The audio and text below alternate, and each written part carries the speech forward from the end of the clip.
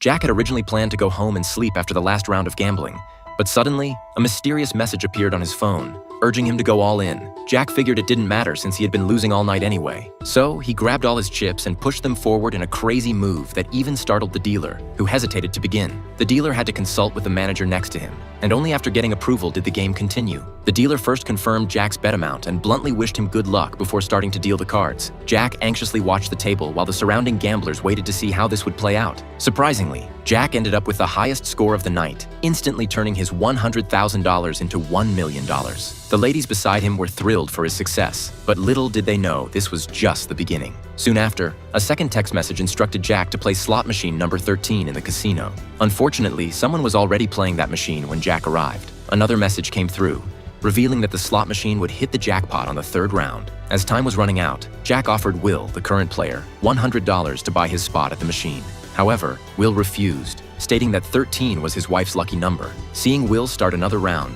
Jack desperately raised his offer to $1,000. Will happily stood up, thinking he had encountered a fool today, but he would soon find out who the real fool was. Their entire exchange was witnessed by the casino staff, who couldn't understand why Jack was acting this way since the odds of winning at slot machines were nearly zero. They decided to keep a close eye on Jack. Jack glanced at the numbers on the machine and gently pressed the button, causing the slot machine to spin. Unexpectedly, the machine hit a $100,000 jackpot the very next second. Jack jumped for joy, while Will, who had just sold his spot, was consoled by his wife. Just like that, Jack won another $100,000. At this point, the casino owner noticed Jack's unusual behavior. Although they lacked concrete evidence, he realized that Jack would glance at his phone before each bet. The owner instructed his men to warn Jack, informing him that using cell phones was prohibited in the casino, and that he could go home if he wanted to play on his phone. However, having tasted success, Jack was unwilling to give up this opportunity to get rich. After leaving the casino, he immediately called a hacker friend and paid a high price to have a custom Bluetooth earpiece made. Jack didn't care who was sending him the messages. He just wanted to use this phone to win more money. Time quickly passed, and by the next day, his friend had finished setting up the earpiece after a series of complex configurations. As soon as Jack put on the earpiece,